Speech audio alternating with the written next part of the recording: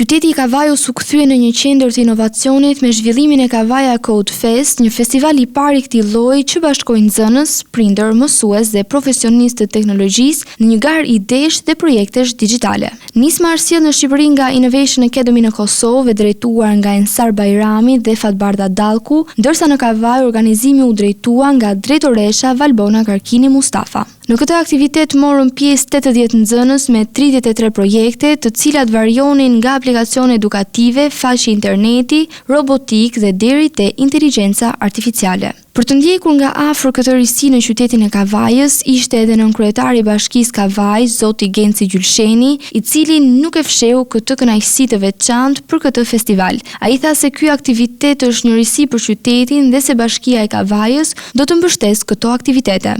Code Fest Kavaja, e cila bëhet për herë të parë në qytetin tonë, është një risi e re. Falenderoj shumë organizatorët që janë marrë me këtë festival kaq të bukur, ku këto fëmijë të mrekullueshëm kanë bërë dhe bëjnë gjatë gjithë kohës prezantimin e ideve dhe konceptimin e mënyrës së tyre për të sjellë sa më shumë risi për sa i përket momentit aktual që ndodhet pra shoqëria njerëzore. Dhe kjo është një zbulim shumë i bukur dhe jemi shumë krenar për këto fëmijë që kaq bukur kanë arritë bëjnë gjithë to kompozimet e tyre dhe të na i servirin ne si qytetarë. Është risi e veçantë dhe do ta mbështesim maksimalisht Bashkia e Kavajës me sa mundet, do të mbështesim këto lloj aktivitete që i përkasin, pra domethënë dhe i shërbejnë këtij qyteti që gjithkohon kërkon gjëra të reja. Dhe meritojmë sinqerisht që këto aktivitete të jenë edhe më të shpeshta, edhe më të bukura se kaq. Ensar Bajrami, njëri nga organizatorët kryesor, tha se ky festival ka për qëllim prezantimin e projekteve inovative të nxënësve. Fëmijët nga Shqipëria dhe Kosova janë të barabartë me bashkëmoshatarët kudo në botë. Ai ftoi qytetarët e Kavajës të vizitojnë festivalin dhe të bëjnë pjesë e së ardhmes së fëmijëve të tyre. Sot në qytetin e bukur të Kavajës kemi organizu festivalin më të madh të kodimit dhe të teknologjisë, i cili quhet Kavaja Code Fest. Fillimisht falenderoj gjithë prindrit, nxënësit dhe Bashkinë e Kavajës për mbështetjen e fuqishme që na kanë dhënë për realizimin e këtij festivali. Pra festivali Kavaja Code Fest është një aktivitet, një festival i cili ka si përsynim prezantimin e projekteve inovative të cilat i kanë krijuar nxënësit e mrekullueshëm të Kavajës. Unë gjithmonë e them që fëmijët nga Shqipëria, nga Kosova, jo vetëm që janë të barabartë me bashkëmoshatarët e tyre kudo në botë, por nganjëherë janë edhe më të mirë. Krejt çfarë duhet është njerëz, prindër, edhe një vend ku ata shprehin kreativitetin edhe talentin e tyre dhe njerëz të cilët i mbështesin. Pra këtu kemi projekte të ndryshme duke filluar nga kodimi, nga robotika, nga inteligjenca artificiale që është domethënë në kulmin e zhvillimit e gjithçka nga teknologjia dhe inovacioni. Kështu që i ftoj të gjithë qytetarët e Kavajës që të vinë dhe ta vizitojnë këtë festival dhe t'i përkrahin këta fëmijë të mrekullueshëm.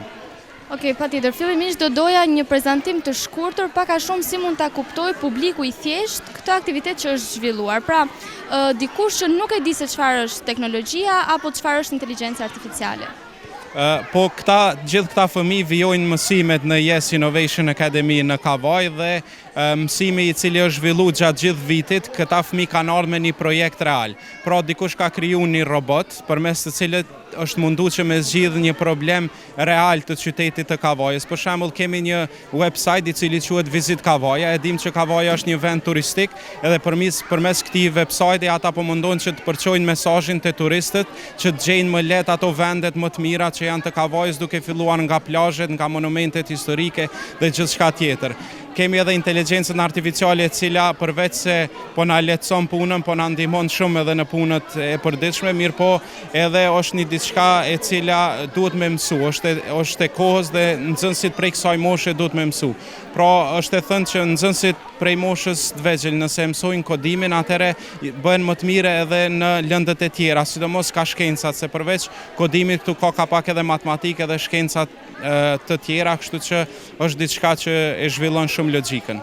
Atëherë, platforma me cilën fëmijët janë marrë që kanë krijuar më së shumti këto projekte, thatë që përfshinte robotikën, teknologjinë, inteligjencën artificiale, a janë këto kode që fëmijët kanë krijuar vetë të vetë krijuar apo ka dhe pak ndihmë nga pjesa e aplikacionit që është i parapërgatitur vetëm për fëmijët, enkas për fëmijët pra?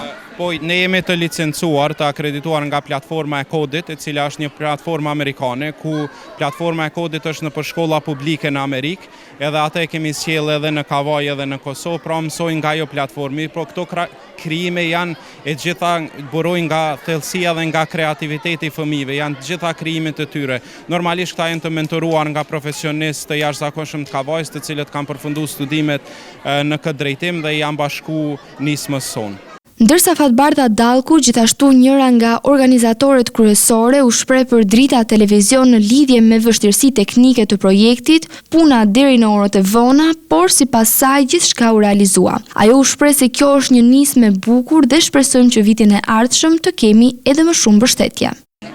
Fillimisht faleminderit shumë që jeni sot me ne këtu. Është një ngjarje e madhe që po zhvillohet këtu, thuajse gjithë Kavaja është me ne dhe gëzohemi shumë. E vërteta është që kemi pas vështirësi teknike, mbrëm deri në ora 10, mbrëm ashtu kemi punu, me printime, me kablo, me çdo gjë kemi realizu vetë. Do të ishte një ndihmëse e madhe sikur do të na bashkohej dikush, kush do të jetë, të na ndihmoj pak që këto t'i kishim bërë bashkarisht, po ky themi është viti i parë, është një nismë e bukur dhe shpresoj që vitin e ardhshëm në Kavaja Kod 2027 do të kemi edhe investitor. E mira çfarë është që kemi pas edhe sponsor që na bashku biznese private dhe kanë sjellë sa do pak lek që kam për fëmijët, që ne i kemi të gjitha ato lek që na i kanë sjellë, do t'i sponsorojmë për fëmijët. Vështirësi ka, po kur ndodhin gjëra të bukura dhe në përfundim kur ka dalë aq bukur, gjitha harrohen. A mendoni si qyteti i Kavajës do ta ketë kapacitetin që të ketë një vijshmëri të këtij projekti? Patjetër që po, ne duam shumë Kavajën, them të drejtën unë e dashuroj këtë vend, arsyeja pse më pëlqen është se buzë detit është, i ka gjitha të mirat. Dhe ne çka duam është që rinin ta kemi këtu në Kavaj, mos ta liroj këtë vend, ti përkrahim të jemi, sepse ata janë e ardhmja. Nëse ne nuk i përkrahim ata, gjithë të rriturit do ecim, do mbesin fëmijët, kështu që të bashkojmë forcat, prindër, institucione, gjithë të përkrahim fëmijët në këtë nismë që e kemi. Unë gëzohem shumë dhe ju falenderoj që jeni me neve sot dhe na përkrahni këtë nismë tonën. Po ashtu edhe organizatorja e palës së qytetit të Kavajës, zonja Valbona Karkini Mustafa, shprehu kënaqësitë për pjesëmarrjen që sipas saj ka qenë jashtëzakonshme më shumë se sa imagjinonim. Prindër dhe fëmijë kanë mbushur ambientet. Ky është vetëm fillimi i një projekti të suksesshëm, u shpreh ajo. Unë ju falenderoj për praninë tuaj këtu si media. Dhe do thoya që para 28 viteve ne sollëm International Language Center në qytetin e Kavajës. E para shkollë e mësimit gjuhëve të huaja në Kavaj. Duke patur dhe arritur suksese dhe rezultate shumë të mira të nxënësve në provimet ndërkombëtare, një kompani Innovation Academy nga Kosova shikon në rrjetet sociale suksesin e kompanisë tonë, e shkollës tonë, edhe na kërkon bashkëpunimin që t'jemi partner të suksesshëm edhe në fushën e teknologjisë. E prita me shumë kënaqësi ftesën e tyre, ndoshta ishte hera parë, isha skeptike se si do shkonte, megjithatë sfidat na bëjnë më të fortë dhe unë e kam pjesë time në këtë që marr përsipër gjëra të reja që i shërbejnë gjithmonë nxënësve dhe komunitetit. Atëherë, çfarë mendimi keni për pjesëmarrjen që ka aktiviteti i sotëm? Është një pjesëmarrje e jashtëzakonshme. Pjesëmarrje që nuk e kishim imagjinuar dhe menduar që do kishte kaq shumë prindër të afërm, shok, shoqe që do vizitonin projektet e tyre. Një pjesëmarrje që nuk di se kishim imagjinuar, thash ndonjëherë që kaq shumë pjesëmarrës, kaq shumë prindër dhe mbështetës do ishin në krah të nxënësve për të parë projektet e tyre, të cilët kanë 2 muaj që përgatiten. Ju si drejtoresh, ku e shikoni Innovation Academy në të ardhmen? Fillimi është gjysha e punës, një fjalë urtë popullore. Dhe derisa një fillim prej një viti ka një sukses kaq të madh, mendoj se suksesi do jetë në vazhdim e sipër, do të jetë pa diskutim i suksesshëm ky projekt. Mësueset e përfshira në program theksuan se përvoja ishte e re dhe motivuese, duke konsideruar teknologjinë si një fushë që po zhvillohet me shpejtësi dhe që kërkon edukim që në moshë të vogël. Si fillim faleminderit që jeni këtu me ne sot. Ftesa më ka ardhur papritur, nuk kisha informacion që në Kavaj po hapet një qendër e tillë kursesh. Unë isha një studente që sapo isha diplomuar dhe mendoja të qëndroja në qytetin e Kavajës. Dhe në momentin që më erdhi një telefonat nga drejtoresha e këtij kursi, e mirëprita me shumë dëshirë për të punuar së pari me fëmijët, për qytetin tim që të vijë një qendër kursesh e tillë, sepse është një investim për fëmijët tanë. Teknologjia në ditët e sotme po zhvillohet akoma dhe më shumë dhe jam shumë e lumtur që ky kursi jon po merr zhvillim dita ditës. Shumë faleminderit që jeni sot me ne, edhe për mua është pak a shumë e njëjta eksperiencë, diçka e papritur dhe e re për qytetin e Kavajës.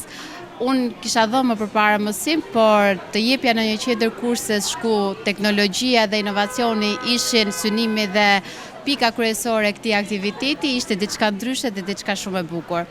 Kemi pas kënaqësinë të shikojmë progresin e gjithë nxënësve që nga shkronjat e para në tastier, vizatimet e para në Paint, më pas duke u njohur me programimin, me bloqet e kodit dhe sot, siç mund ta shikoni edhe vetë, kanë realizuar projekte kaq të bukur. Zëri i kodimit, i cili kësaj radhe nuk vjen nga inxhinier, por nga nxënës të cilët prezantuan projekte të ndryshme, ku spikatën ide të frymëzuara nga inteligjenca artificiale, lojra edukative dhe aplikacione interaktive. Shkencëtarët e vegjël u shprehën se projekti i tyre është i frymëzuar nga ChatGPT. Kemi përdorur kode dhe variabla për të ndërtuar lojën, thanë ata. Kemi krijuar një website për të promovuar vajzat në teknologji. Future is female, future is code. Ne kemi krijuar një aeroplan me microbit që rrotullon helikën. Kemi punuar me ndihmën e mësuesve dhe prindërve. Kemi krijuar një piano me microbit që kthen kodin në muzikë reale. Përshëndetje, unë quhem Amar Lushka dhe jam në klasën e 5, jam 10 vjeçe. Ndërsa unë quhem Bril Meta dhe mbarova klasën e 5, 10 vjeçe. Okej, mund të më shpjegoni pak projektin që ju keni krijuar dhe cila ishte indicia që ju e filluat këtë projekt, pra frymëzimi nga ju erdhi? Ne kemi krijuar një aeroplan në mikrobit i cili të rrotullohet helika. Ne kemi marrë frymëzimin duke qenë se na pëlqejnë shumë udhëtimet me avion dhe donim që të krijonim një projekt sa më të bukur dhe tërheqës për ju. Okej. Mënyra se si ju e keni krijuar projektin, është 100% me kode apo ka të bëjë dhe baza materiale? Dhe baza materiale, si që shikon helika, mikrobite, ndrore, të tjera. Por edhe kodi është i vlefshëm. Atëherë, mikrobitin me cilin e keni lidhur me aeroplanin, e keni krijuar vetë apo e keni marrë të gatshëm? Mikrobitin apo aeroplanin? Mikrobitin nuk mund ta krijojmë neve, sepse nuk arrim dot ta krijojmë dhe e kemi marrë nga shkolla. Atëherë keni pasur ndihmë nga të rriturit ose nga mësueset për të krijuar pak fare këtë projektin apo e keni bërë të gjithin vetë? Kemi pasur ndihmë sepse është një projekt i vështirë për të bërë. Kemi marrë mbështetje nga prindër, na kanë ndihmuar mësuesit dhe të gjithë të rriturit që kemi. Po kodet që keni përdorur për ta hedhur këtu te kjo platforma që unë e lexoj këtu si për mikrobit, i keni krijuar të gjitha vetë apo keni marrë dhe nga inteligjenca artificiale? Krijuar vetë, gjithashtu dhe mendimin e mësueses. Mendoni se ke dhënë maksimumin për këtë projekt apo mund të jepni dhe më mirë? Ne kemi dhënë maksimumin sepse na ka pëlqyer dhe të gjithë njerëzit janë tërhequr shumë nga ky projekt. Shpresojmë që të gjithë na votojnë dhe të fitojmë të paktën një çmim. Unë quhem Qerem Cara, jam 12 vjeç dhe jam në klasë të 6. Unë quhem Xhel Çuli, jam 13 vjeç, jam klasë 8. Çuna do doja që të më prezantonit pak projektin që ju keni zhvilluar. Projekti që ne kemi zhvilluar ka lidhje me ChatGPT-n, domethënë është e frymëzuar nga ChatGPT-ja dhe e ka emrin Artificial Intelligence. Po ashtu, ne kemi përdorur shumë kode të ndryshme, si për shembull një nga më të rëndësishmet është variablet, që ndryshon pikët tek loja jon Pacman. Kodet i keni krijuar vetë apo i keni marrë të gatshme nga ChatGPT?